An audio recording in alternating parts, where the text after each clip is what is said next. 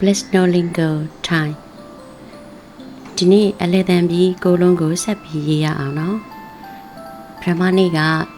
ကောကိုင်အတွက်ပြီးလေးရေးခဲ့ပြီနော်ဒီနေ့ကကြောချမ်းကနေစပြီးရေးရအောင်ကြောချမ်းဆိုတာကပကံများလို့အဓိပ္ပာယ်ရတယ်စာမှာဒီလိုအလုံးရှိတဲ့နေရာလေးတွေကစပြီးရေးလေးရှိတယ်ပေါ့နော်မြင်းချောင်းပါတဲ့ဗလာစာအုပ်ကိုသုံးမယ်ဆိုရင်တော့မြင်းချောင်းနှစ်ချောင်းရဲ့ကြားအလဲတက်တရားတစ်ဝက်ပေါ့နော်အောက်ဖက်တစ်ဝက်ကိုထပ်ပြီးတစ်ဝက်ဝက်လိုက်တဲ့နေရာလောက်ကလေးကနေစပြီးတော့ဒီနံပါတ်1လို့ပြထားတဲ့နေရာလောက်ကနေစပြီးအဝိုင်းလေးဆွဲလိုက်မယ်ဆွဲပြီးတော့အောက်ဖက်ကိုစောင်းစောင်းလေးသွားလိုက်မယ်မသိလို့ရှိရင်လေအင်္ဂလိပ်ကဏ္ဍ9နဲ့ဆင်တယ်နော်9ပုံစံလေးကိုစောင်းစောင်းလေးရေးလိုက်တယ်လို့ပဲပြီးတော့မှနှစ်နေရာရောက်ပြီးဆိုမှဖြန့်ဖြောင်းလေးတက်သွားပြီးတော့မှခုံလေးဝိုက်ချလိုက်ပြီး3နေရာရောက်တဲ့အထိသွားမယ်နော်ဒီပြီးလေးရဲ့အတန်ထွက်ကတော့ကြောဖြစ်ပါတယ်သူ့ကိုတော့ကြောချမ်းဒီလိုပြောလို့ရှိတယ်ပကံပြားပေါ့နောက်ဒီပြီးလေးကတော့ဒေါပေါ့နော်ဒေါချရာသူကအဲ့ဒါပါလဲဆိုရင်မကိုက်ဆိုတာကစောင်းတဲ့အုတ်ထုပ်တစ်မျိုးပဲဒေါချရာကိုတော့အောက်ဖက်မြင်းချောင်းပေါ်မှာမေးတင်ပြီးတော့အလုံးလေးစပြီးတော့ဝိုက်လိုက်မယ်ရစ်လိုက်မယ်ပေါ့နော်ရစ်ပြီးရင်နှစ်နေရာကိုတက်မယ်ခြိုက်မယ်ပြီးရင်ပြန်ချွန်ပြီးထွက်မယ်အဲ့ဒီအလုံးလေးရှိတဲ့နေရာလေးကိုမိုးနိုင်တဲ့အချွန်လေးလောက်ထွက်မယ်ပေါ့နော်ပြီးရင်ခုံးပြီးတော့ဆင်းသွားမယ်ပြီးတော့3ကနေ4နေရာလောက်ထိကိုဖြောင်လေးသွားပြီးတော့4ကြရင်ဝိုက်ပြီးတော့အပေါ်လေးကို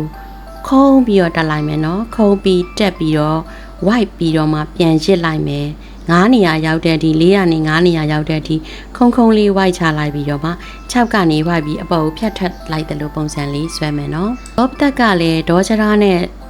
စပုံစာနီးတူတယ်နော်ဘယ်နာလေးပဲပို့သွားလဲဆိုရင်သူက9နေရာရောက်ရင်တန်းပြီးတော့မဝိုက်သေးဘူး9နေရာရောက်ရင်အချွန်လေးဖြစ်အောင်ခုံးလိုက်သေးတယ်နော်ခုံးပြီးမှပြန်ဆင်းပြီးပြန်ရစ်ပြီးပြန်ထွက်ပါမယ်ဒါလေးကတော့ top tab ဖြစ်ပါတယ် top tab ကတော့လှန်လို့အဓိပ္ပာယ်ရပါတယ်ဒီဒေါချရာနဲ့ top tab ကတော့ပါဠိစာရင်ရေးတဲ့အခါမျိုးမှာပါဠိကနေဆင်းသက်လာတဲ့တက်တာကနေဆင်းသက်လာတဲ့စာရင်ရေးတဲ့အခါမှာပဲအသုံးဝင်တဲ့အဲ့ဒီနှစ်ခုကအသုံးတော့နည်းသွားပြီပေါ့နော်နောက်တစ်ခုကတော့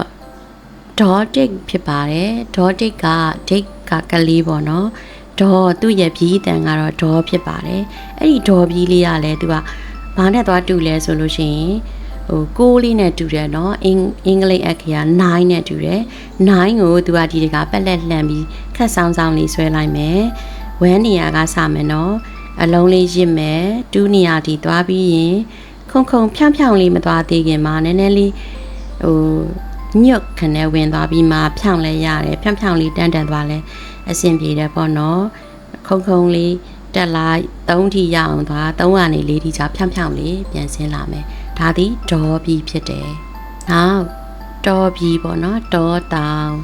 ကလိတ်ဖြစ်ပါတယ်လိတ်ကတော့ကုန်းလိတ်လည်းဟုတ်တယ်ရေလိတ်လည်းဟုတ်တယ်ပေါ့နော်1 2 3လေးပြထားတဲ့အတိုင်းအလိုက်တင်လေးရေးကြည့်ပေးကြပါဦးနော်နောက်တစ်ခုကတော့ဘောပိုင်မိုင်းဆိုတာတိရွက်ကိုပြောတာဖြစ်တယ်ပြီးရနာမည်ကတော့ဘော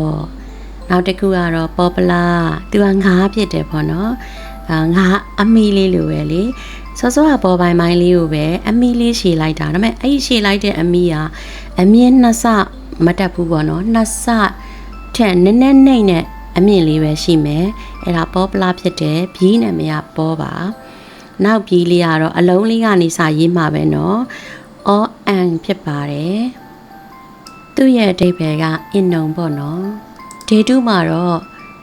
မြစ်တုံပြီး6လုံးတဲကကြံခဲ့တဲ့8လုံးကိုရင်းနှီးကိုပြောပြခဲ့ပြီးဖြစ်ပါတယ် day 3ကြာလို့ရှိရင်တရလေးတွေနည်းနည်းလောက်ဆက်သွားရအောင်เนาะ day 3မှာပြန်ဆုံးမယ်เนาะဆုံးထိကြည့်ပေးတဲ့အတွက်သူပဲကျေးဇူးတင်ရှိပါတယ်ရှင်